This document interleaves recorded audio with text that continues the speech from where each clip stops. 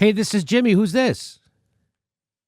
Jimmy, this is Senator Joe Manchin of West Virginia.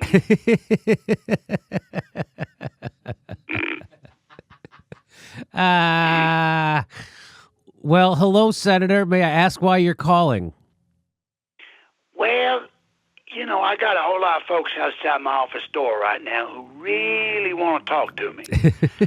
So I figured this would be as good a time as any to call up a complete stranger and strike up a conversation. Yeah. I understand you recently met with some civil rights leaders.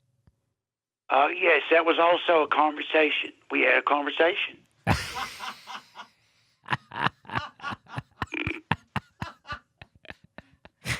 A conversation? Yeah, me and the civil rights people had a dialogue. We started a dialogue. Did they change your mind about literally anything? Well, no, but the dialogue was good, and it'll be ongoing. Okay, I see.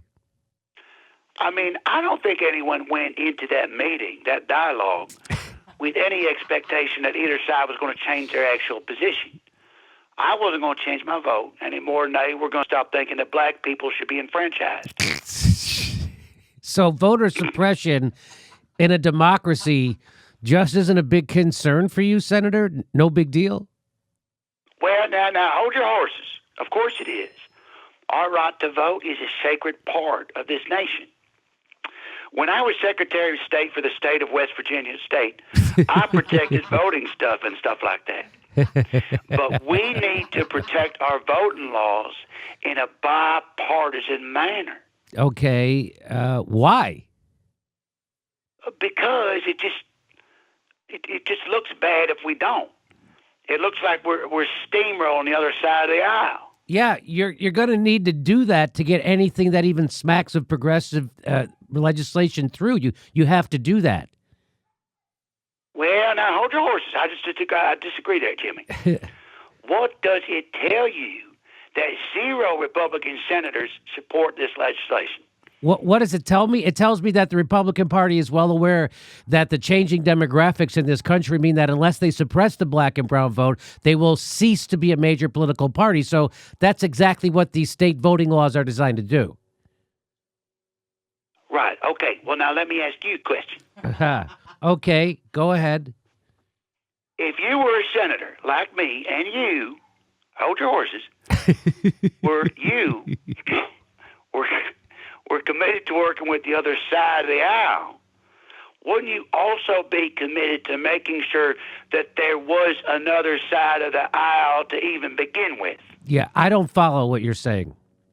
Well, I'm saying you can't work with the Republicans if there ain't no Republicans. Yeah, so your concern here is literally preserving the Republican Party, a party which you are not a member of. Exactamundo. For democracy. For the republic. And to do that, you are tacitly accepting these new Jim Crow laws that are targeting black people for voter suppression? Well, now, hold yours. We're not looking at it like that. I'm saying that I can only move forward to preserve voting rights with my colleagues across the aisle. And I can only do that with them there. If these state voting laws get shot down, we're going to see a whole slew of new Democratic senators, and Republicans will be reduced to a voiceless minority. And we can't have that in a democracy. Okay, Senator. Hold your horses. You can't say that. Only I got to say that. You have horses here. I don't have horses. Or at least I got mine under control. They've been broke in. Fine. Do you honestly think that people aren't going to detect your tacit support of racist, regressive policies? Well, I met with those civil rights folks, didn't I? How the hell what the hell you think that was about? I'm trying to cut this racism thing off of the past. You think I want to sit around and jaw with Al Sharpton all day? Mm-mm. That fella takes about 10 minutes to say one sentence. Senator, I think you're very naive to think we're not seeing how cynical that is. Well, I'm just the son of a carpet salesman from Farmington, West Virginia. This ain't the first time that some city slicker like yourself has called me naive. And hell, maybe I am naive.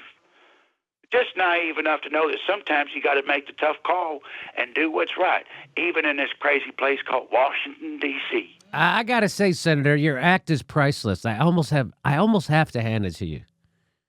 Well, thank you. I'm glad you and I have started a dialogue. And I know we ain't going to change each other's minds necessarily, but I hope you're satisfied with it so far. No, I'm not satisfied with it at all, in fact. Well, why the hell not? We got a brand new character for the show.